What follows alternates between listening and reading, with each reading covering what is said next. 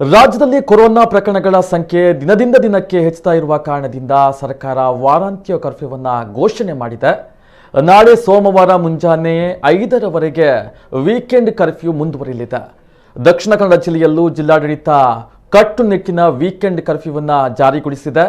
ಆದರೆ ಅಗತ್ಯ ವಸ್ತುಗಳ ಖರೀದಿಗೆ ಅವಕಾಶವನ್ನು ನೀಡಿದೆ.